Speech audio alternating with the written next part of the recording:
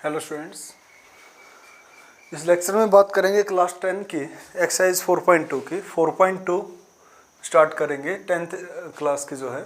और first question जो है आपके सामने है कि find the roots by factorization method. बेटा क्वाड्रेटिक इक्वेशंस दे रखी है और उन क्वाड्रेटिक इक्वेशंस के हमें रूट फाइंड आउट करने हैं।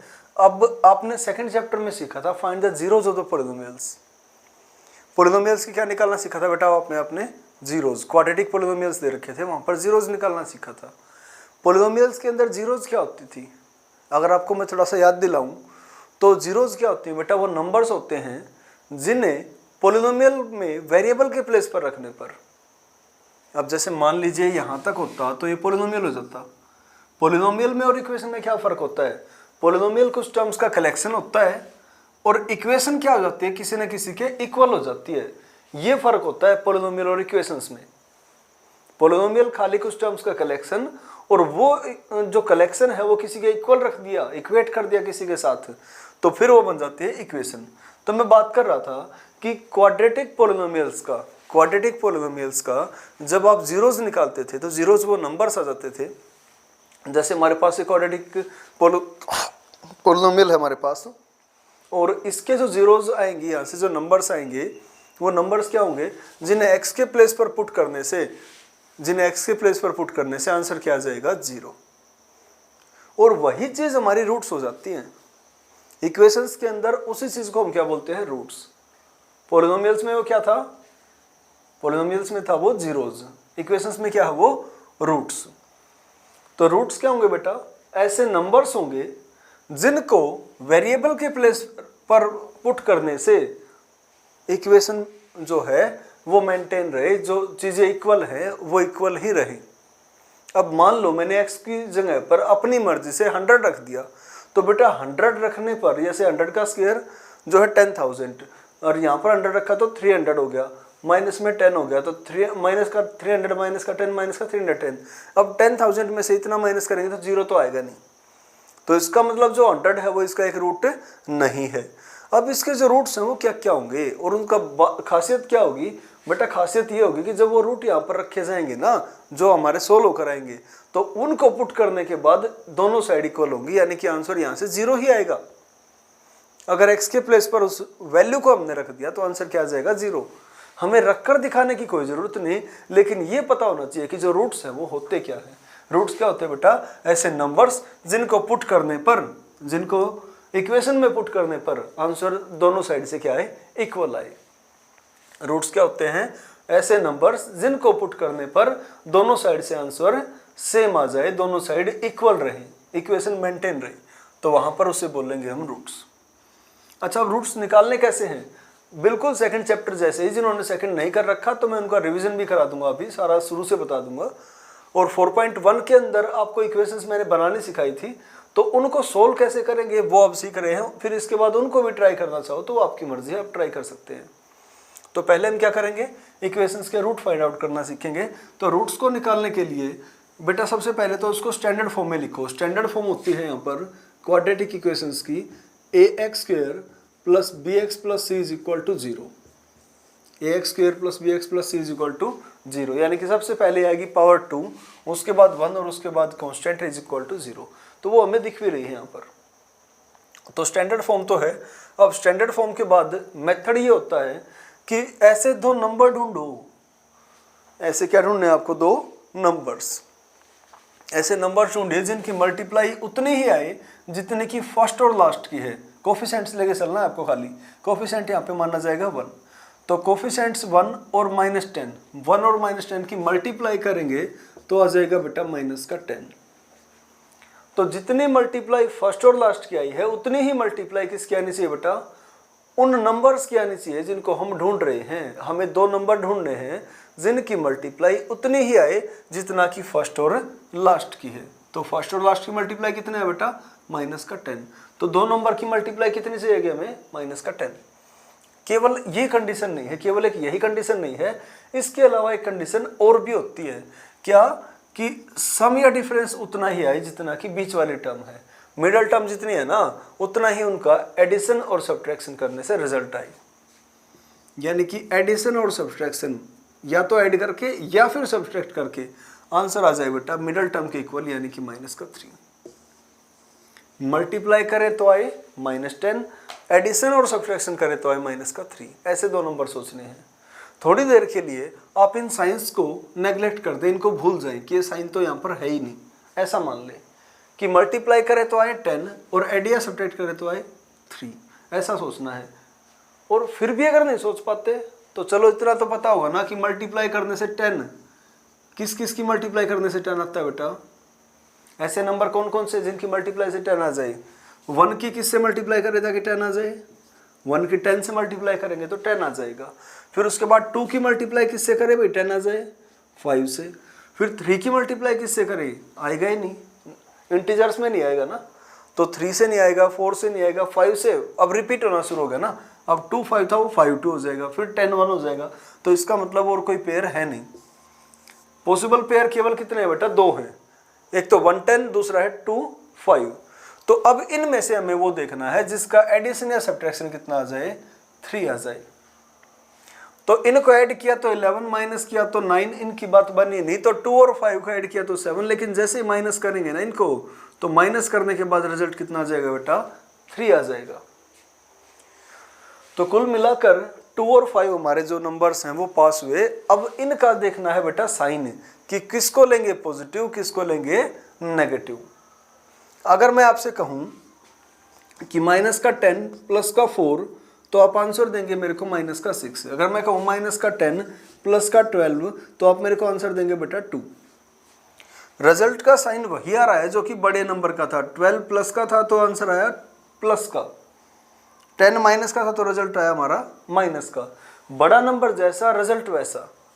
तो यहाँ पर रिजल्ट जो है ना एडिशन और सब्ट्रैक्शन का कैसा बेटा, नेगेटिव। तो रिजल्ट नेगेटिव है अगर हमारा, तो इसका मतलब ऐसे यहाँ से तो तभी रिजल्ट नेगेटिव आ सकता है जब बड़ा नंबर नेगेटिव हो।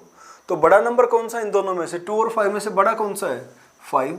तो 5 को नेगेटिव आना पड़ेगा, अदरवाइज रिजल्ट नेगेटिव आ ही नहीं सकता एडिशन और सब्ट्रैक्शन से। एडिशन और सब्ट्रैक्शन का तो नियम होता है ना कि उतना ही रिजल्ट आता है हमारे पास, वैसा ही रिजल्ट आता है जैसा कि बड़े नंबर हो। तो बड़े नंबर को ले लिया बेटा माइनस का। अब दूसरी बात क्या है, दूसरी बात यह है कि इनको 2 और 5 को ऐड करके 3 आएगा या 2 और 5 को माइनस करके 3 आएगा। हमें पता है कि 5 और 2 का डिफरेंस 3 आता है। और डिफरेंस इन दोनों कंडीशंस में आपने देखा कि डिफरेंस तब हुआ जब साइन अपोजिट थे। तो यहाँ पर ये माइनस का है तो अपोजिट होने के लिए 2 को होना पड़ेगा प्लस का। 2 का कैसा होना पड़ेगा, प्लस का। तो हमारे पास जो नंबर आए वो है प्लस का 2 माइनस का 5। तो बेटा अब क्या करेंगे, ये जो नंबर्स आए हैं ना, ये नंबर्स आए हैं कौन से, प्लस का 2 और माइनस का 5, इनको हम रिप्लेस कर देंगे। अब मतलब जो मिडिल टर्म है ना उसको रिप्लेस कर देंगे इन दो नंबर से। -3x जो है उसको लिखेंगे अब प्लस का 2x और माइनस का 5x। इसके प्लेस पर कौन आ गया, प्लस 2x माइनस का 5x। आप चाहते तो माइनस के 5x को आगे लिखते, प्लस के 2x को पीछे लिख देते, उससे कोई फर्क नहीं पड़ेगा, वो भी ठीक है। ये है बेटा। अब हमें यहां से क्या करना होगा, पहली बात तो ये समझ में आई आपको कि स्टार्टिंग कैसे करेंगे क्वेश्चन की। ऐसे नंबर्स ढूंढेंगे जिनकी मल्टीप्लाई उतनी ही आए जितनी की फर्स्ट और लास्ट की है। तो फर्स्ट और लास्ट को मल्टीप्लाई किया तो कितना आ रहा था बेटा, माइनस का 10। तो मल्टीप्लाई करें तो आए माइनस का 10। एडिशन और सब्ट्रैक्शन करें तो कितना आए बेटा, मिडिल टर्म के इक्वल। मिडिल टर्म थी हमारी माइनस का 3, तो एडिशन और सब्ट्रैक्शन से आना चाहिए माइनस का 3। तो ऐसे दो नंबर हमें मिल गए थे, प्लस का 2 और माइनस का 5। इन दोनों नंबर को उठाकर हम रख देंगे मिडिल टर्म के प्लेस पर। मिडिल टर्म के प्लेस पर आ गया बेटा, उसमें x था तो यहाँ पर भी x आ गया, और बाकी जो थे वो एज इट इज। अब पहले दो में से कुछ ना कुछ कॉमन आएगा और बाद वाले दो में से कुछ ना कुछ कॉमन आएगा। तो पहले दो में से क्या कॉमन देख पा रहे हो, एक्स स्क्वायर और 2x में से दोनों के अंदर सेम चीज क्या है, x। तो x कॉमन आ गया।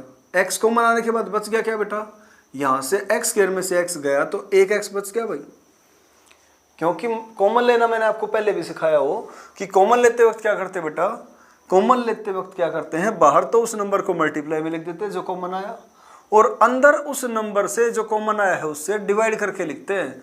इन दोनों में से कॉमन लिया है तो x से इसको डिवाइड किया, x स्क्वायर बाय x किया तो स्क्वायर कट के बच गया x, x से x गया तो बच गया बेटा प्लस का 2। इन दोनों में से 5 कॉमन दिख रहा है क्या हमें? दोनों 5 के मल्टीप्लाई, ये 5 इंटू एक्स है, ये 5 इंटू 2 है, तो दोनों में से 5 तो हमें दिख रहा है, लेकिन ये ब्रैकेट सेम बनानी होती है। तो बेटा यहाँ से इन दोनों में से हमने 5 कॉमन लिया, तो 5 कॉमन लेने के बाद क्या करेंगे, यहाँ पर साथ साथ माइनस कॉमन लेना पड़ेगा, क्योंकि बेटा ब्रैकेट में दोनों टर्म पॉजिटिव हैं और ये दोनों नेगेटिव है। जैसी आई हुई हैं हमें उससे अपोजिट चाहिए, ये दोनों है नेगेटिव, हमें चाहिए दोनों पॉजिटिव ताकि ब्रैकेट सेम बने। तो इसलिए हमें क्या करना पड़ेगा, यहाँ से -5 कॉमन लेना पड़ेगा दोनों में से। -5 कॉमन आ गया, कॉमन का वही मतलब बाहर मल्टीप्लाई में लिखेंगे। अब इस -5 से दोनों को डिवाइड करेंगे, तो -5 से डिवाइड किया तो बच गया हमारे पास x, माइनस से माइनस कैंसिल, 5 2 × 10, माइनस से minus cancel, 5 2 × 10 is equal to 0। अब क्या करेंगे बेटा, अब इसमें से जो माइनस से पहले वाली टर्म है और माइनस के बाद वाली टर्म है, दोनों में से x + 2 आ जाएगा कॉमन, तो x + 2 कॉमन आ गया, बच गया कितना, x + 2 कॉमन आ गया तो बचा कितना x, यहाँ से x + 2 कॉमन आया तो बचा कितना -5 इक्वल टू 0। अब दो नंबर की मल्टीप्लाई 0 है तो इसका क्या मतलब होगा कि या तो फर्स्ट नंबर 0 या फिर सेकंड नंबर 0, कि आइदर, यहाँ कर देता हूँ इस क्वेश्चन को मैं आगे, चलो नीचे ही कर लेते हैं।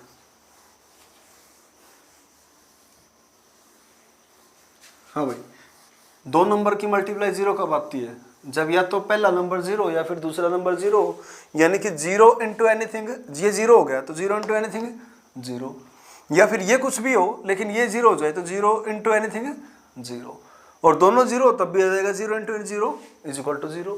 तो हमें ये नहीं पता कि ये 0 होगा या फिर ये 0 होगा, कोई ना कोई एक तो 0 होना पड़ेगा, और नहीं पता तो इसलिए हम तुक्का मार देते हैं कि either x + 2 is equal to 0। ये नहीं बेटा कि तुक्का मैं गलत कर रहा हूँ यहाँ पर, ये इसका मतलब ही यही होता है कि दो चीज़ों की मल्टीप्लाई 0 है तो या तो पहला 0 या फिर दूसरा 0, हम श्योरिटी के साथ नहीं कह सकते कि कौन सा 0 होगा इनमें से, और बारी बारी से दोनों को 0 रखेंगे तो वहाँ पर हमें रूट्स मिल जाएंगे जो कि हमें फाइंड आउट करने हैं।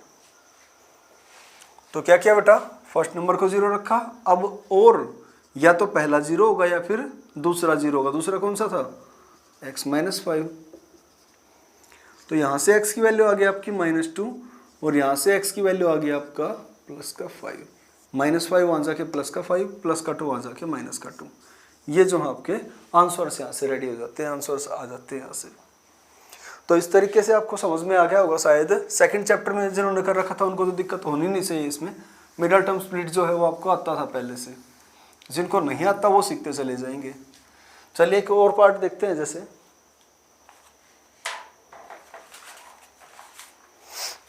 सेकंड पार्ट खुद करेंगे बेटा आप, सिंपल है वो आप खुद ट्राई करेंगे। थर्ड पार्ट से पहले एक बार फोर्थ करा दूं फिर थर्ड कराता हूँ। फोर्थ में एक छोटी सी बात आपको सीखनी है बस, बाकी फिर आप खुद कर लेना। ये है बेटा हमारे पास, तो यहाँ पर फ्रैक्शन आई हुई ना, तो इसको आप क्या कर लो बेटा, इसको आप एलसीएम ले लो। एलसीएम ले लेंगे तो 8 और 1 का एलसीएम आ गया 8। अब 8 को 1 से डिवाइड किया 8 आ गया, और 8 को ऊपर मल्टीप्लाई किया तो 8 2 = 16x² आ गया। 8 को 1 से डिवाइड किया 8, 8 को ऊपर मल्टीप्लाई किया तो 8x, 8 को 8 से डिवाइड किया 1, और उस 1 के ऊपर मल्टीप्लाई की तो 1। या फिर ऐसा देख लो कि 1 के टेबल में 8 आएगा 8वें नंबर पर, और उस 8 की मल्टीप्लाई ऊपर की तो 16 बन गया। 1 के टेबल में 8 आएगा 8वें पर, 8 की ऊपर की तो 8x हो गया। 8 के टेबल में 8 आएगा पहले नंबर पर, और 1 की 1 से की तो 1 आ गया, इक्वल टू 0 था। क्रॉस मल्टीप्लाई कर देते हैं, तो इसको 1 से मल्टीप्लाई करेंगे तो कोई फर्क नहीं पड़ेगा, 1 से मल्टीप्लाई किया एज इट इज आ गया, और 8 को 0 से किया 8 × 0 0। ये बन गई बेटा आपकी क्वाड्रेटिक इक्वेशन। अब इसको सोल्व करना है तो मल्टीप्लाई करें तो कितना है, फर्स्ट और लास्ट यानी कि 16, एडिशन या सब्सट्रैक्शन करें तो मिडल टर्म यानी कि -8। इस तरीके से जो है ना आप 2 नंबर ढूंढ लेंगे, ढूंढ के देखना, दिक्कत आए तो पूछ लेना। अब जो है आपका सेकंड पार्ट करा देता हूँ, जो भी है ये थर्ड पार्ट है, √2x²। प्लस का 7x प्लस का दे रखा है बेटा इसने यहाँ पर √2x² प्लस 7x प्लस में 5√2 5√2 इज इक्वल्स टू 0। ये है भाई आपका क्वेश्चन। यहाँ से आपको क्या करना है बेटा, रूट्स निकालना है। तो मेथड तो वही रहेगा कि मल्टीप्लाई करें तो कितना आए, जितना कि फर्स्ट और लास्ट की मल्टीप्लाई है। अब √2 इंटू 5√2 करेंगे, करके देख लो भाई। √2 इंटू 5√2 तो बाहर वालों की बाहर मल्टीप्लाई, इसके साथ कुछ नहीं है तो 1 होगा, और 1 की 5 से की 1 इंटू 5 5 आ गया। √2 इंटू √2 हो जाएगा बेटा आपका 2, तो 5 2 से आ गया आपका 10। मल्टीप्लाई करें तो कितना है भाई, 10 आए। मल्टीप्लाई करें तो आए 10, एडिशन और सब्सट्रैक्शन करें तो आए मिडल टर्म यानी कि 7। समझ आया भाई? मिडल टर्म करें तो कितना आए, उतना ही है जितना कि फर्स्ट और लास्ट की मल्टीप्लाई है, यानी कि 5√2 इंटू 2 √2, तो 5√2 √2 बन गया आपका 5 इंटू 2 यानी कि 10। तो वैसे नंबर ढूंढने जिनकी मल्टीप्लाई 10 आए और एडिशन या सब्ट्रैक्शन से कितना आ जाए बेटा, मिडल टर्म यानी कि 7। ऐसे नंबर कौन कौन हो जाएंगे हमारे, जिनकी मल्टीप्लाई तो 10 आए और एडिशन सब्ट्रैक्शन से आ जाए 7, तो वो नंबर हो जाएंगे 5 और 2, क्योंकि 5 2 जा 10 और 5 प्लस 2 करेंगे तो 7, और सारे ही प्लस के हैं तो माइनस तो कहीं आना ही नहीं, तो सभी को प्लस का लेके चल पड़ते हैं। तो बेटा इस 7x को क्या लिख लेंगे हम, जो नंबर ढूंढे थे 5 और 2, दो नंबर मिल गए थे ना हमें 5 और 2, तो 5 प्लस 2 किया तो 7, 5 इंटू 2 किया तो 10। तो इसलिए वो जो नंबर आए हैं उनको हम मिडल टर्म के प्लेस पर लिख लेंगे। तो √2x² और यहाँ से 7x को लिखेंगे 5x प्लस का 2x। अब 2x को आगे लिखते तो भी कोई फर्क नहीं पड़ता, तभी भी आंसर हमारा यही आ जाता। प्लस में 5√2 इज इक्वल्स टू 0। अब क्या करना था, अब क्या किया था बेटा, हमने पहली दो टर्म में से कॉमन ले लिया था। अब इनमें से कुछ भी कॉमन नहीं है तो x तो कॉमन है ही, दोनों में x तो आया हुआ है ना, तो x कॉमन, तो x से स्क्वायर कैंसिल होके बच गया x और √2 साथ में है, तो यह आपका √2x, और x से x गया तो बच गया हमारे पास प्लस का 5। इन दोनों में से अब यहाँ पर आके जो है ना बच्चे कंफ्यूज होते हैं, इसलिए पार्ट करा रहा हूँ मैं, और कोई रीजन नहीं इस पार्ट को कराने का। देखो भाई 2x और 5√2 दोनों में से क्या कॉमन आएगा। अब बच्चे तो कहेंगे जी कुछ भी कॉमन नहीं आ रहा, बेटा कॉमन आ रहा है, क्योंकि इस 2 को हम लिख सकते हैं, 2 को लिखा जा सकता है √2 इंटू √2। 2 को क्या लिख सकते हैं, √2 इंटू √2। तो यहाँ पर 2 √2 है ना, 2 बार आया हुआ है √2, 2 के अंदर क्या है भाई, √2 आया है 2 बार मल्टीप्लाई में, और ये √2 यहाँ पर भी है। तो जो चीज दोनों जगह दोनों ही टर्म्स के अंदर मल्टीप्लाई में हो उसी को हम क्या करते हैं बेटा, कॉमन निकालते हैं। तो दोनों के अंदर क्या चीज थी, √2 थी, पहले में भी √2 है और दूसरे में भी √2 है, तो √2 को हमने क्या कर लिया बेटा, कॉमन निकाल लिया। √2 कॉमन निकाल लिया, अब देखना जो 2 था उसको लिखा √2 इंटू √2, और वहां से √2 कॉमन निकाल लिया, तो मतलब उससे डिवाइड करेंगे तो बचेगा कितना फिर हमारे पास, √2। तो यहां बच गया बेटा √2। आइए बात समझ कि जो हमारा 2 है यहाँ पर, उस जो ऊपर 2x है भाई, उस 2x को क्या लिख सकते हैं, 2x को हम लिख सकते हैं √2 इंटू √2 इंटू x, और कॉमन लेने का मतलब उससे डिवाइड करना। तो डिवाइड किससे कर देंगे, जो कॉमन लिया था यानी √2। तो √2 से डिवाइड जब करेंगे इसको, तो √2 से √2 कैंसिल होके कितना आ जाएगा, √2x, तो अंदर बच गया बेटा √2x। समझ रहे हैं? अब √2x बच गया, तो अब क्या करेंगे, √2 से √2 कैंसिल, और बच गया हमारे पास 5। और बेटा ये ब्रैकेट सेम बननी बहुत जरूरी होती है, ब्रैकेट सेम बन रही है तभी आपका काम सही है। और इसके बाद आगे बढ़ते हैं फिर, तो प्लस से पहले और प्लस के बाद ये 2 टर्म होगी टोटल हमारे पास, दोनों में √2x प्लस 5 कॉमन है, तो √2x प्लस 5 सेम था इसलिए कॉमन ले लिया, और अब यहां से ये गया तो बच गया हमारे पास x, और यहां से ये गया तो बच गया हमारे पास √2। ये कहाँ गया बेटा, कॉमन आ गया, इक्वल टू 0। अब दो नंबर की मल्टीप्लाई 0 है तो क्या होगा, या तो फर्स्ट नंबर 0 होगा या फिर सेकंड नंबर 0 होगा। तो यहां पर लिखेंगे आप either √2x plus 5 is equal to 0, और x plus root two is equal to 0। या तो पहला नंबर 0 है या दूसरा 0 है, अदरवाइज उनकी मल्टीप्लाई 0 आएगी नहीं। यहाँ से x की वैल्यू निकालनी है तो सबसे पहले किसको हटा देंगे हम, 5 को। 5 यहाँ पर प्लस का, वहाँ जाके माइनस का। सबसे पहले वो उठता है जो दूर हो, तो दूर था यहाँ पर 5, वो वहाँ पर जाके होगा माइनस का। ये रूट टू वहाँ पर मल्टीप्लाई, वहाँ जाके हो जाएगा आपका डिवाइड।